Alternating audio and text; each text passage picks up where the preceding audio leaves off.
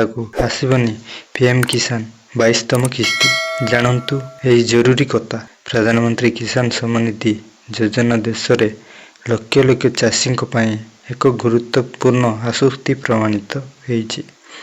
ଏହି ଯୋଜନା ଅଧୀନରେ ଚାଷୀଙ୍କୁ ସେମାନଙ୍କର ଚାଷ ଆବଶ୍ୟକତା ଯେପରିକି ବିହନ, ସାର, କୀଟନାଶକ ଏବଂ ଅନ୍ୟାନ୍ୟ ଖର୍ଚ୍ଚ ପୂରଣ କରିବା ସାହାଯ୍ୟ କରିବା ପାଇଁ ପ୍ରତିବର୍ଷ 3ଟି କିସ୍ତିରେ ସରକାର 6,000 ଟଙ୍କା ଆର୍ଥିକ ସହାୟତା ପ୍ରଦାନ କରାଯାଏ।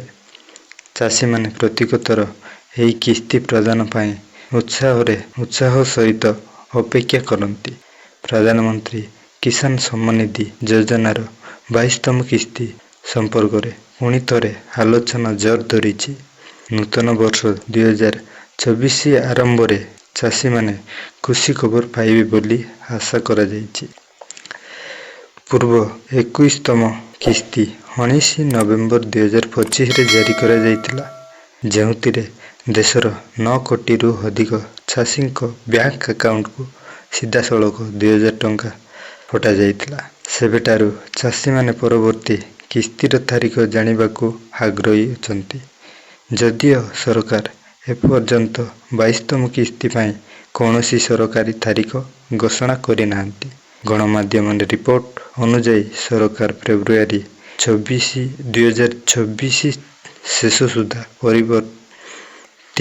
ପରବର୍ତ୍ତୀ କିସ୍ତି ଜାରି କରିପାରନ୍ତି। ଯଦି ଏହା ହୁଏ, ତେବେ ଏହା ଚାଷୀଙ୍କ ପାଇଁ ଏକ ବଡ଼ ଆଶ୍ୱସ୍ତି ହେବ। ହେଲେ ଏହା ଜାଣିବା ମଧ୍ୟ ଗୁରୁତ୍ୱପୂର୍ଣ୍ଣ, କେଉଁ ଚାଷୀମାନେ 22ତମ କିସ୍ତି ପାଇବେ ନାହିଁ, ଯାହାଦ୍ୱାରା ସେମାନଙ୍କର ସମୟ ମଧ୍ୟରେ ଆବଶ୍ୟକୀୟ ପରିବର୍ତ୍ତନ କରିପାରିବେ।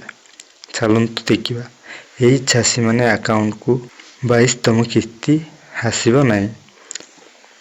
ଇ-KYC ପୂରା ହୋଇନଥିଲେ ଆପଣଙ୍କୁ 22ତମ କିସ୍ତି ବା ଲାଭ ପାଇବେ ନାହିଁ। ବ୍ୟାଙ୍କ ଆକାଉଣ୍ଟରେ ଆଧାର ଲିଙ୍କ ନଥିଲେ ଆପଣ 22ତମ କିସ୍ତି ପ୍ରଦାନ କରିବା ସମୟରେ ପାଇବେ ନାହିଁ। ବ୍ୟାଙ୍କ ବିବରଣୀ ଭୁଲ ଥିଲେ ବା IFSC କୋଡ୍ କିମ୍ବା ନାମ ଇତ୍ୟାଦି ହିତାଧିକାରୀ ତାଲିକାରୁ ଆପଣଙ୍କର ନାଁ ଉଡ଼ିଯିବା ବା ନାଁ କଟିଯିବା, ଚାଷୀ ପଞ୍ଜୀକରଣ ଅଭାବ।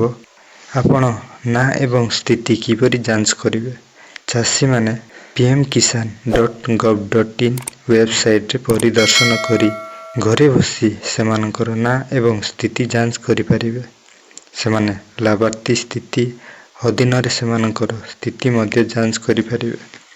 ସେମାନଙ୍କର ହିତାଧିକାରୀ ତାଲିକାରେ ସେମାନଙ୍କର ନାମ ମଧ୍ୟ ଯାଞ୍ଚ କରିପାରିବେ ଏବଂ ସେମାନେ ସେମାନଙ୍କର ବ୍ୟାଙ୍କ ଏବଂ ଆଧାର ସମ୍ବନ୍ଧୀୟ ସୂଚନା ମଧ୍ୟ ଯାଞ୍ଚ କରିପାରିବେ। 22ତମ କିସ୍ତି ପାଇଁ ସରକାରୀ ତାରିଖ ଘୋଷଣା ନ ହେବା ପର୍ଯ୍ୟନ୍ତ ସମସ୍ତ ଚାଷୀ ଇ-KYC ପୂରଣ କରିବା, ସେମାନଙ୍କର ବ୍ୟାଙ୍କ ଆକାଉଣ୍ଟ ଏବଂ ଆଧାର ଲିଙ୍କ ଯାଞ୍ଚ କରିବା, ହିତାଧିକାରୀ ତାଲିକାରେ ସେମାନଙ୍କର ନାମ ନିଶ୍ଚିତ କରିବା ଏବଂ ଚାଷୀ ପଞ୍ଜୀକରଣ ପୂରଣ କରିବା ଉଚିତ। ଯଦି ସୁନିଶ୍ଚିତ କରିବ ଯେ ସରକାର 22ତମ କିସ୍ତି ଜାରି କରିବା ମାତ୍ରେ ଆପଣଙ୍କୁ 2,000 ଟଙ୍କା ସିଧାସଳଖ ଆପଣଙ୍କ ବ୍ୟାଙ୍କ ଆକାଉଣ୍ଟରେ ବିନା କୌଣସି ବାଧାରେ ଜମା ହୋଇଯିବ। Bureau report, Odisha news network.